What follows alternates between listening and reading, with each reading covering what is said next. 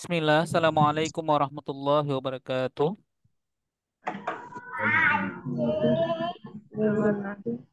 Alhamdulillah, segala puji hanya milik Allah Subhanahu wa Ta'ala. Salawat beriring salam, semoga Allah senantiasa limpahkan pada Nabi kita Rasulullah Muhammad Sallallahu Alaihi Wasallam. Baik, Bapak-bapak Ibu sekalian, Alhamdulillah pada kesempatan kali ini Allah mudahkan kita untuk bisa belajar bersama, untuk sekedar sedikit berbagi, karena tentunya Bapak-bapak Ibu sekalian sudah sangat luar biasa dibandingkan kami. Kami hanya ingin sedikit berbagi saja. Salawat beriring salam semoga Allah senantiasa limpahkan pada Nabi kita Aduh, Rasulullah benar. Muhammad Sallallahu Hah? Alaihi Wasallam. Tak benar. Oh, ini jaringannya ada. Baik, pada kesempatan kali ini kita akan membahas sebuah materi sederhana, Oke. Mm-mm. di mana materi ini akan menjadi materi yang rumpunnya bisa kemudian diterapkan, digunakan pada pembelajaran berikutnya ya, di bab-bab yang lain, yaitu persamaan kuadrat. Kita mulai ya, insya Allah, untuk materi persamaan kuadrat ini. Sebentar. Kamu sama dua-dua tiga lemu semua saya bebek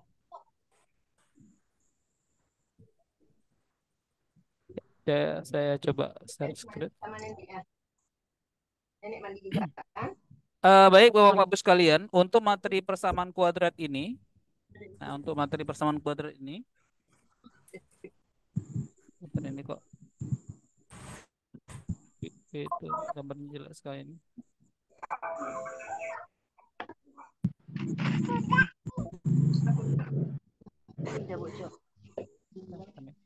Untuk materi persamaan kuadrat ini,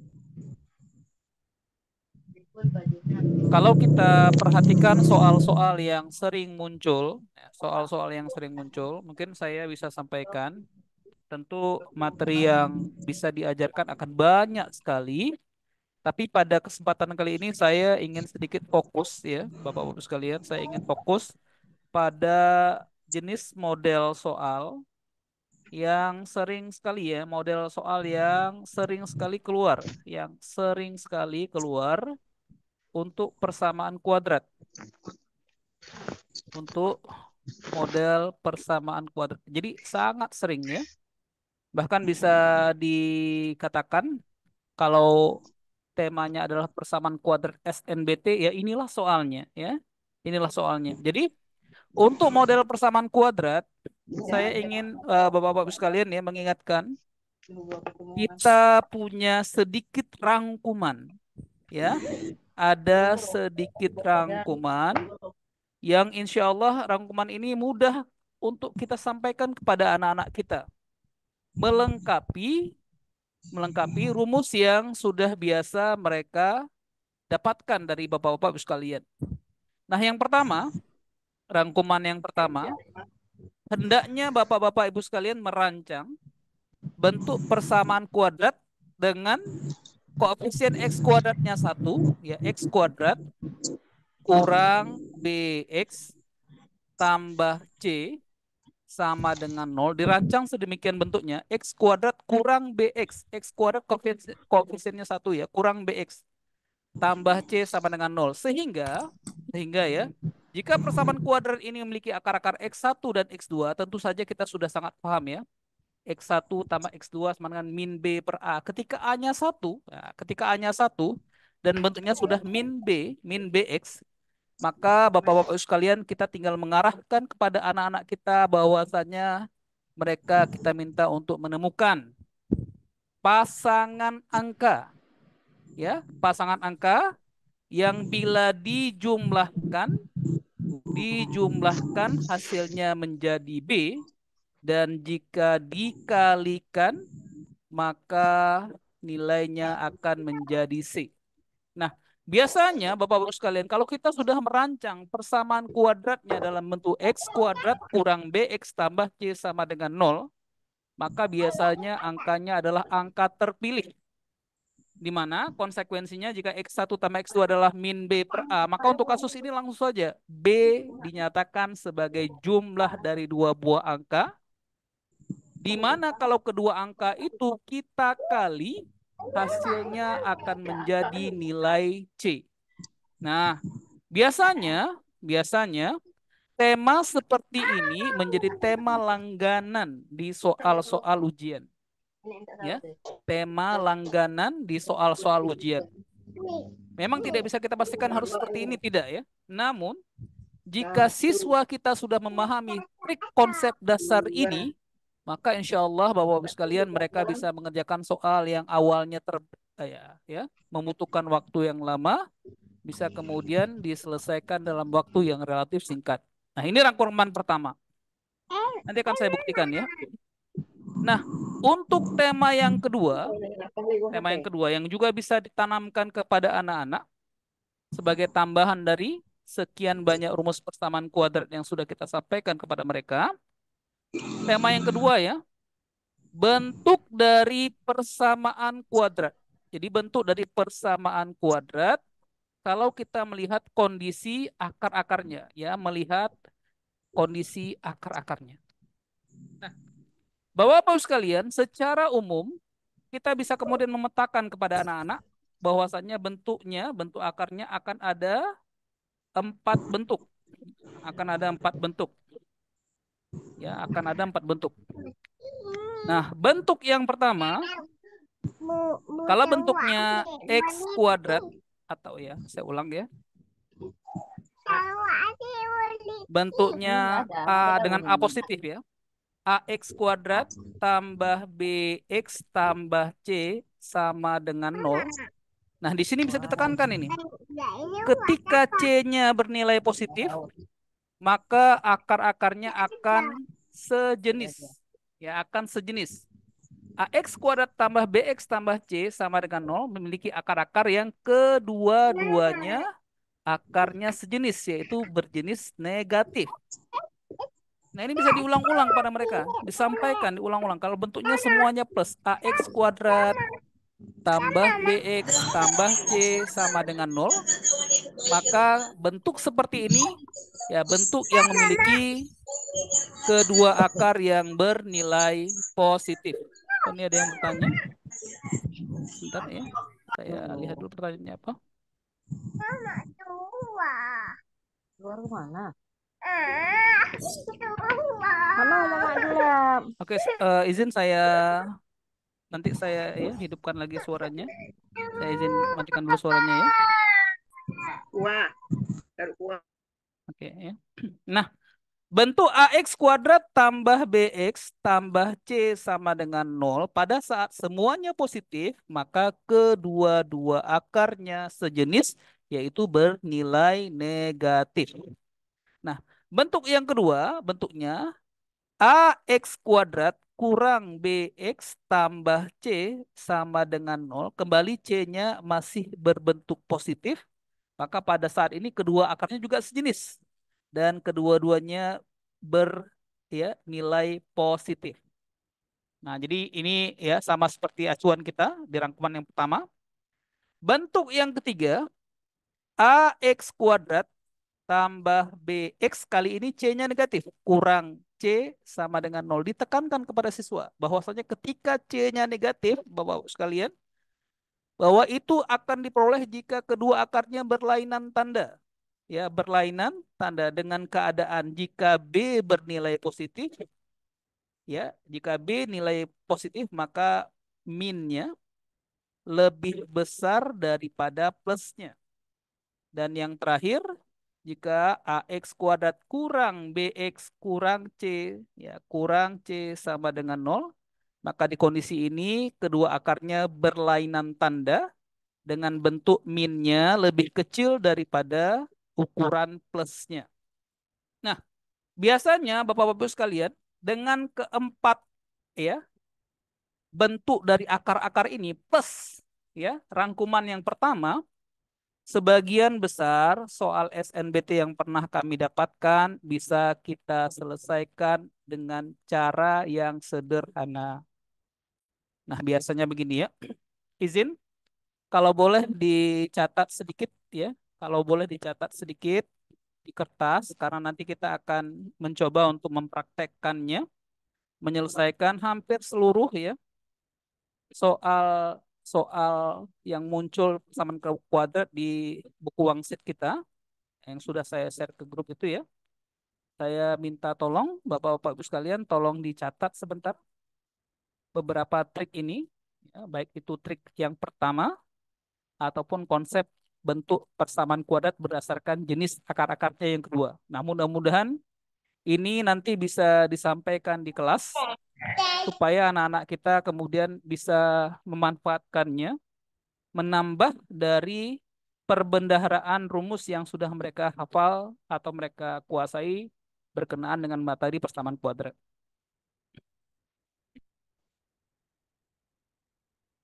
Nah, ini saya anggap ya, maaf ini saya anggap misalnya bentuk pertama ini sebagai bentuk satu. Bentuk satu ini semuanya plus ya. Bentuk yang tengah-tengahnya min sebagai bentuk yang kedua. Bentuk yang seperti yang ketiga ini, yang ini bentuk yang ketiga ya. Dan yang bentuk yang di bawah saya mungkin akan simpulkan dengan bentuk yang keempat. Nah, supaya mudah untuk kita berdiskusi nantinya insya Allah.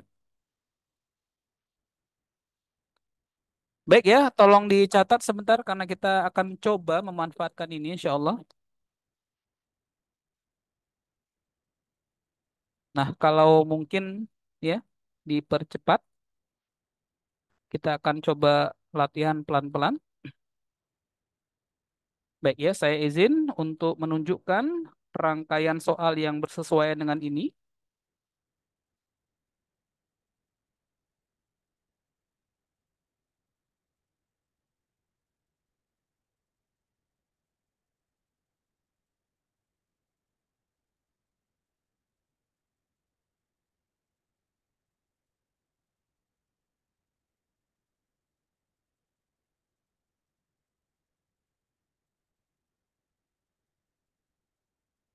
Nah, ini soalnya contoh, ini contoh ya.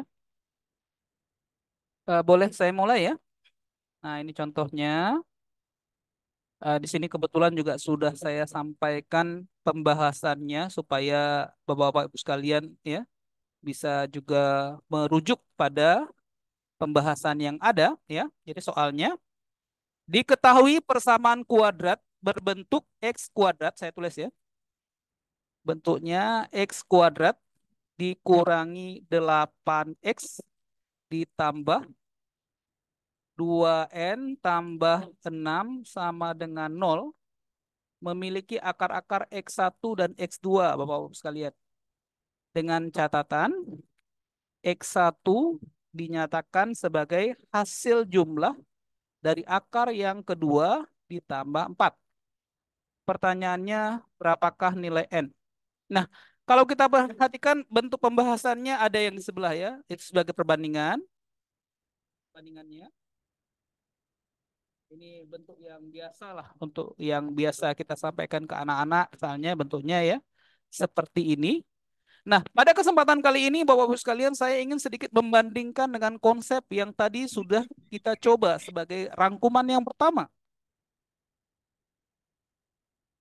Di mana bentuk rangkuman yang pertama tadi ya, kalau bentuknya sudah memenuhi tema x kuadrat kurang bx ditambah c sama dengan 0, kebetulannya juga bentuknya sudah sama ya, maka nilai B ini adalah jumlah dari dua angka yang sederhana. Perhatikan, jumlah dari dua angka yang sederhana yang jika dikali hasilnya sesuai dengan nilai C.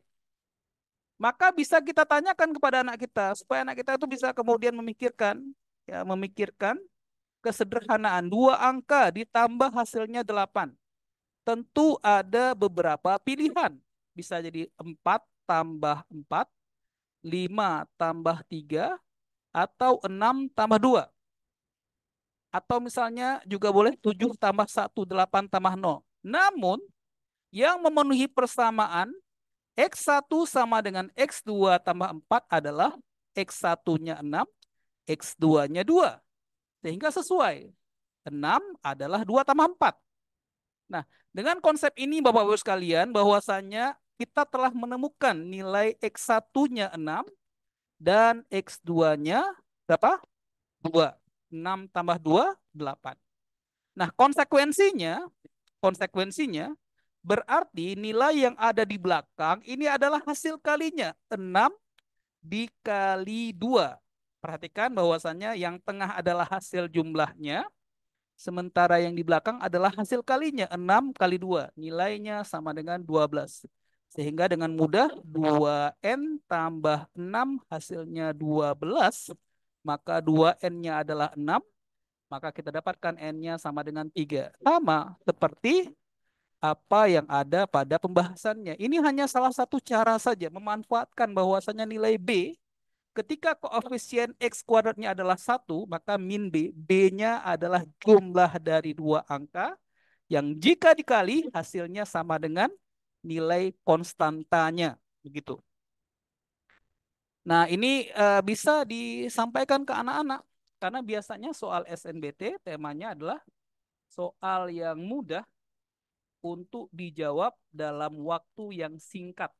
Ya, durasi waktunya singkat, sudah cukup ya, dianggap untuk waktunya cukup untuk bisa menyelesaikan soal yang disampaikan di atau diujikan di model soal SNBT. Ini contohnya. Jadi saya ulang lagi bahwasannya ketika kita dapatkan bentuk X kuadrat kurang BX tambah C sama dengan 0, maka si B itu adalah hasil penjumlahan dua angka yang jika kedua angka itu dikalikan hasilnya akan sama dengan nilai C. Nah, ini kalau bentuk persamaan kuadratnya adalah bentuk persamaan kuadrat yang sudah ideal direncanakan untuk bisa dijawab dengan waktu yang relatif singkat misalnya. Nah, mungkin ini ya, eh, saya ingin pelan-pelan saja ya, karena nanti ini akan ada ya kegunaannya dalam pembelajaran kita. Boleh? Mungkin ada yang bertanya, silakan.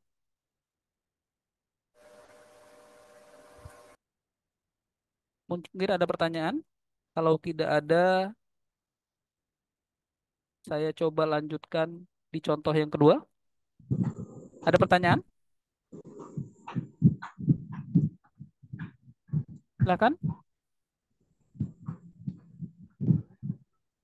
Boleh bertanya? Oke, baik. Kalau nggak ada ya, nanti mungkin ada pertanyaan muncul di ketika kita melihat soal yang bentuknya lain mungkin ya.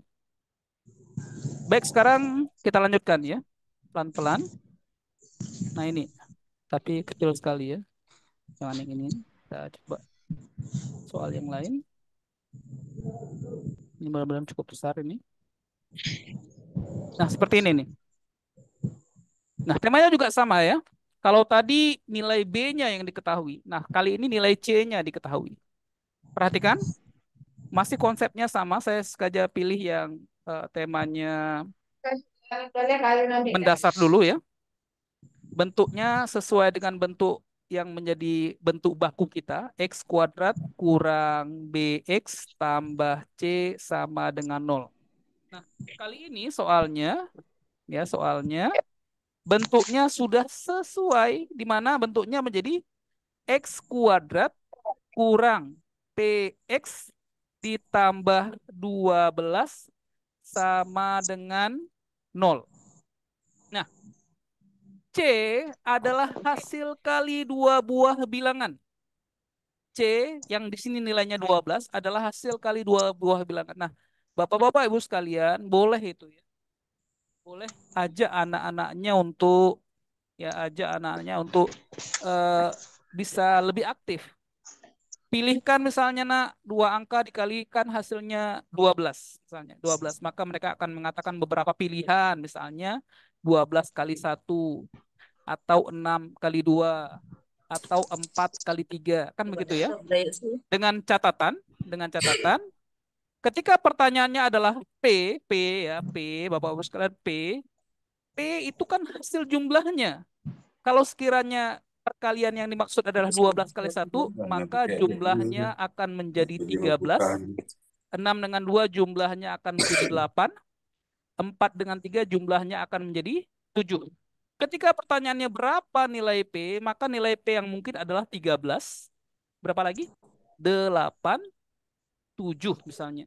Sementara pilihan jawaban tidak ada angka 13. Maka dipastikan Bukan 13 lah yang diinginkan. Bukan pasangan 12 dengan 1. Tidak ada 7. Maka jawaban yang ada, ini temanya soal pilihan berganda kan judulnya pilih jawaban. Menyesuaikan jawaban yang kita buat dengan pilihan yang sudah disiapkan. Berarti jawaban yang ada berapa? 8. Nah, jawabannya 8.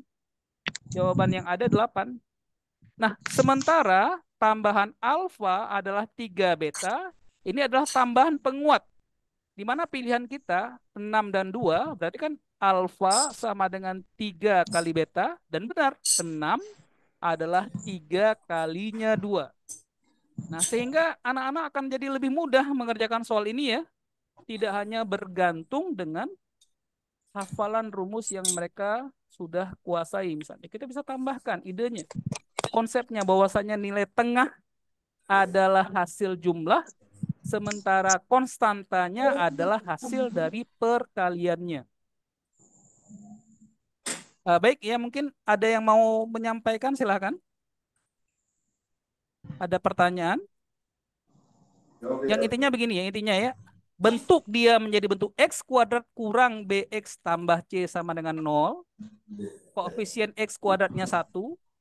Maka nilai B-nya adalah hasil jumlah dari 2 buah angka yang jika keduanya dikalikan, hasilnya akan menjadi nilai C. Itu rangkuman yang pertama. Kira-kira ada pertanyaan? Oke ya, kalau tidak ada, baik saya akan coba lanjutkan.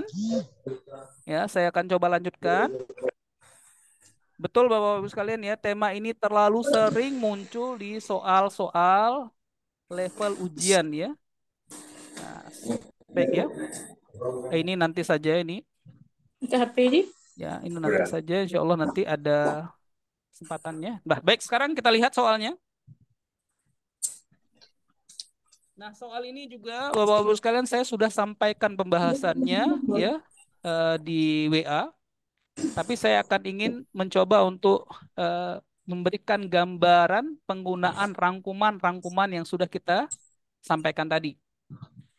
Baik, misalnya lihat soal nomor 1. Saya bacakan soalnya.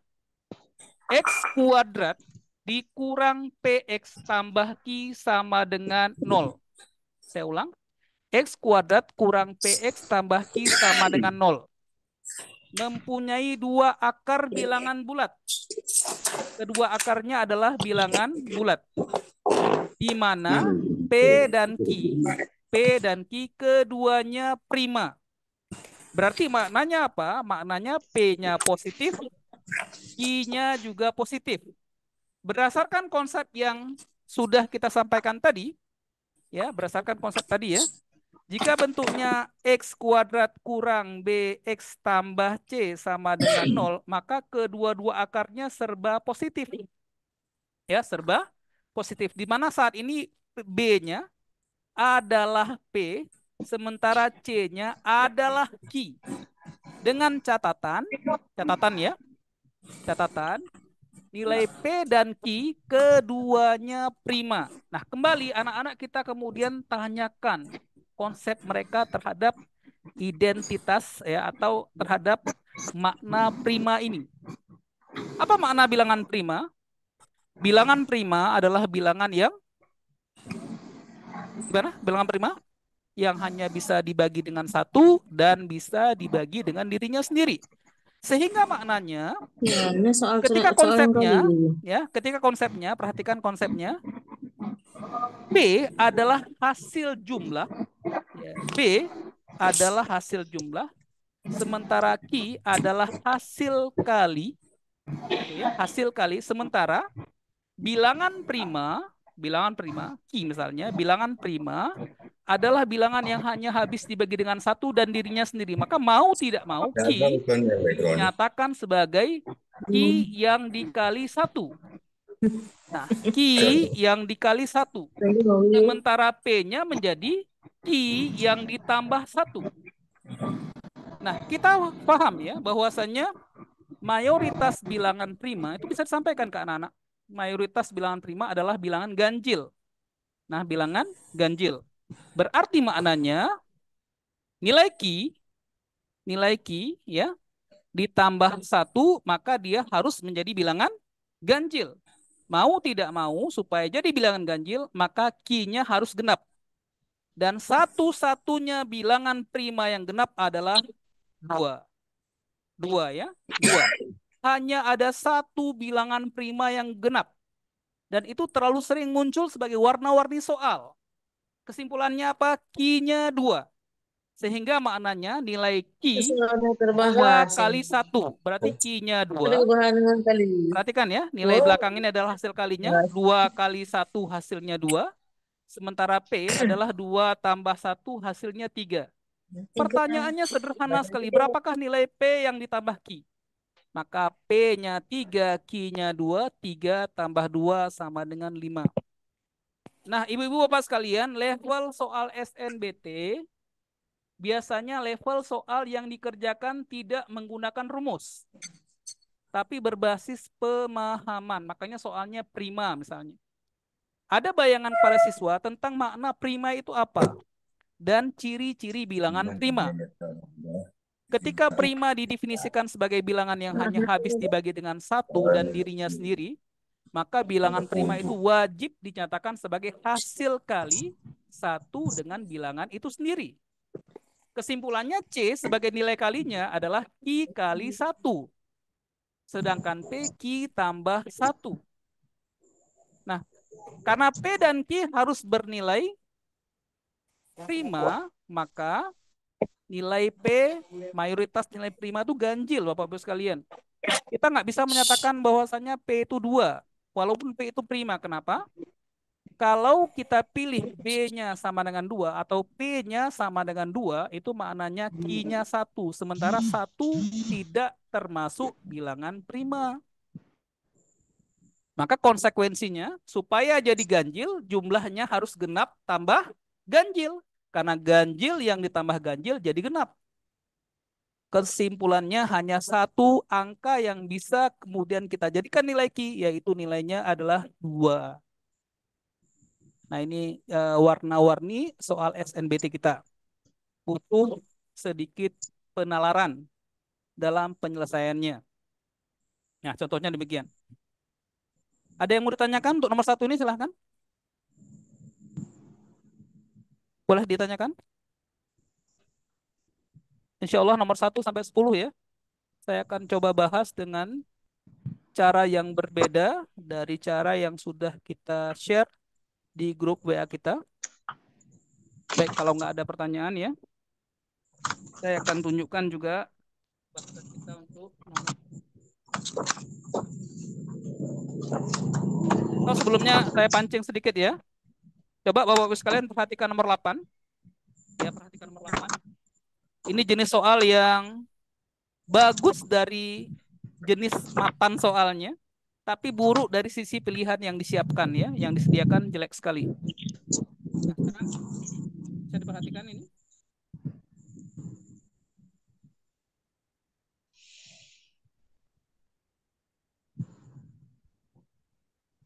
Baik, nomor 8 ya, nomor 8. Persamaan kuadrat X kuadrat kurang 5X tambah 2 sama dengan 0. Mempunyai akar-akar yaitu M dan N. Persamaan kuadrat yang memiliki akar-akar M kuadrat tambah N kuadrat. Nah, di sini ya, di sini. Bilangan jika dikuadratkan, kalau dia bilangan bulat ya, M kuadrat, jika dikuadratkan atau juga sejenis dengan N kuadrat,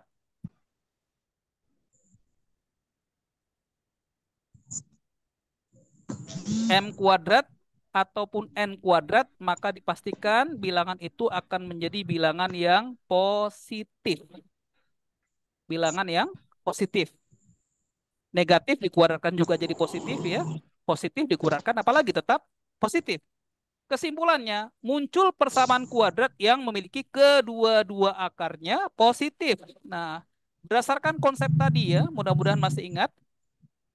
Bentuk persamaan kuadrat yang kedua-dua akarnya bernilai positif, bentuknya menjadi bentuk yang memenuhi tema bentuk pakemnya AX kuadrat kurang BX tambah C sama dengan 0. Dengan bentuk C yang positif dan B yang bernilai negatif. Nah, kalau kita lihat pilihan jawaban yang ada, bentuk jawaban A ini tidak memenuhi. Kenapa? Karena bentuk seperti ini akarnya kedua-duanya negatif. Bentuk kedua memenuhi ya, min plus, kedua-dua akarnya positif. Sementara bentuk ketiga karena nilai C-nya negatif tidak memenuhi. Begitu juga bentuk yang ke D, begitu juga bentuk yang ke E tidak ada yang memenuhi, maka tanpa dikerjakan anak-anak bisa pilih jawabannya itu B, selesai begitu. Ya. Itu manfaat kalau kita tanamkan konsep dari bentuk persamaan kuadrat jika diketahui jenis akarnya. Sudah selesai. Jadi tanpa dikerjakan pun dari pilihan yang ada kita hanya bisa kemudian mencocokkan yang sesuai dengan tema. Kedua akarnya positif, hanya jawaban B saja. Nah, ini yang saya sampaikan tadi, Bu, sebagai Bapak-Bapak sekalian, sebagai rangkuman yang kedua. Nah, seperti itu ya. Sudah selesai. Adapun mungkin bagaimana cara yang lebih detailnya lagi, saya rasa Bapak-Bapak sekalian sudah sangat pakar di bidangnya ya. Saya hanya coba ya sedikit mengingatkan tentang konsep yang saya anggap cukup sederhana supaya anak-anak kita bisa menyelesaikan soal dalam waktu yang relatif cepat. Nah, begitu.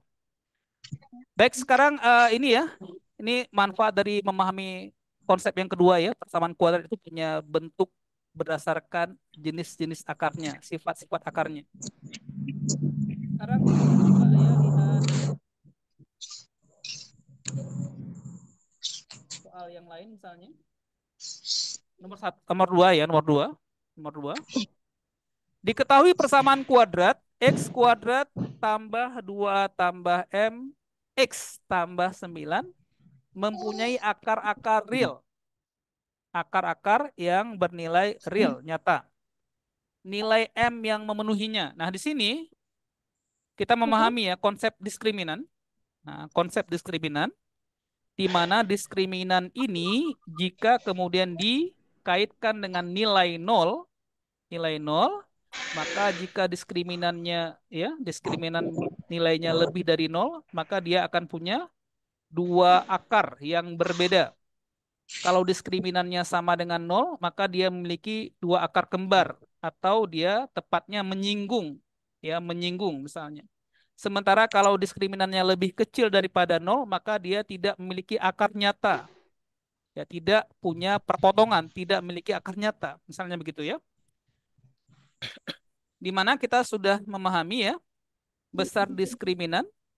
Diskriminan dinyatakan sebagai B kuadrat kurangi 4AC. Nah, coba lihat. B kuadrat kurang 4AC ini kan memenuhi juga bentuk persamaan kuadrat. Muncul lagi persamaan kuadrat di dalam persamaan kuadrat. B kuadrat kurang 4AC juga membentuk persamaan kuadrat di dalam bentuk persamaan kuadrat yang secara umum ya.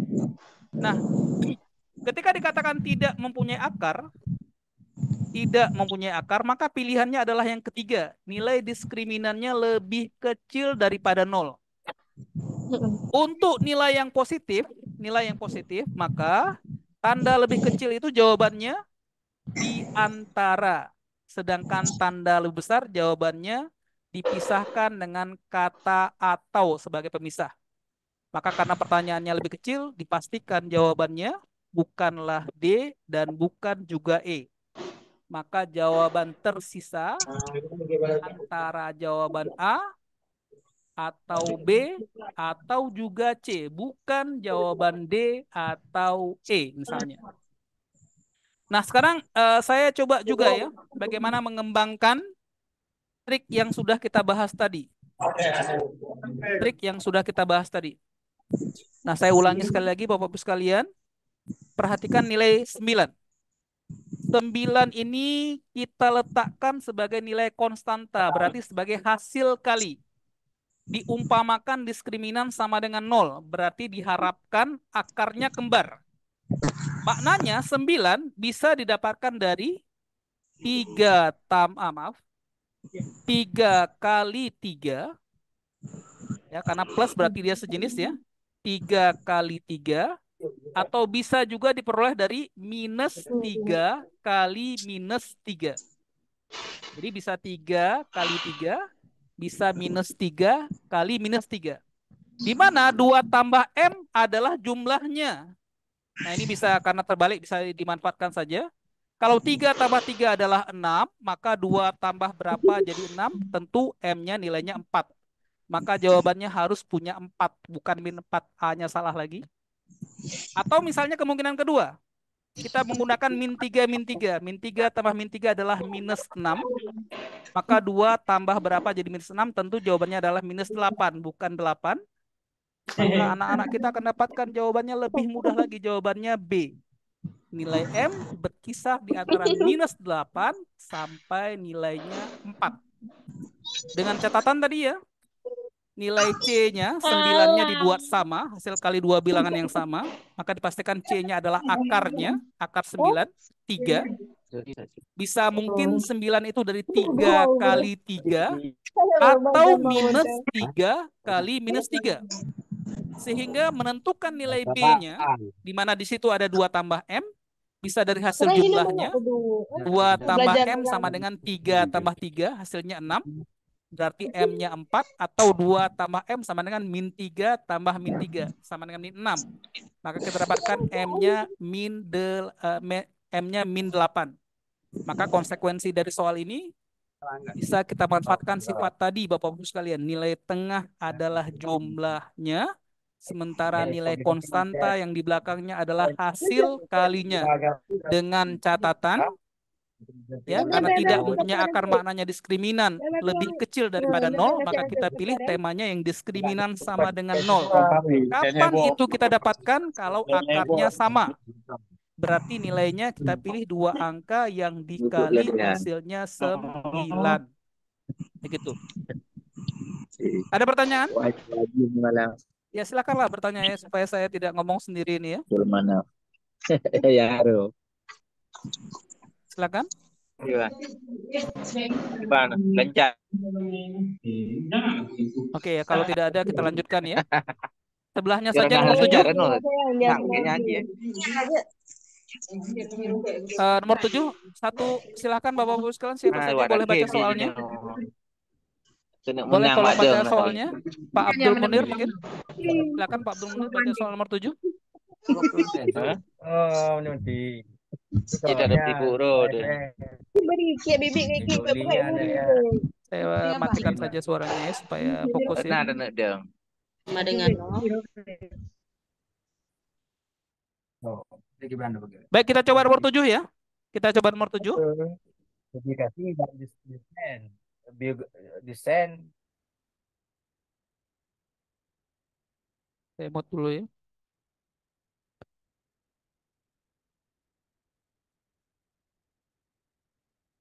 Nomor 7. X kuadrat kurang 25X tambah C sama dengan 0. Mempunyai akar A dan B. Kedua-dua akar maksudnya adalah bilangan prima. Kembali anak-anak kita kemudian diminta untuk bisa memahami konsep bilangan prima, di mana nilai B nantinya lebih daripada A. Ya, lebih dari A. Nah, kembali konsepnya yang ditanamkan bahwasanya nilai B itu adalah hasil penjumlahan. Sementara C itu nantinya adalah hasil dari perkalian. Karena 25 terkategori adalah bilangan ganjil, penjumlahan yang menjadi bilangan ganjil dipastikan jumlahnya genap tambah ganjil.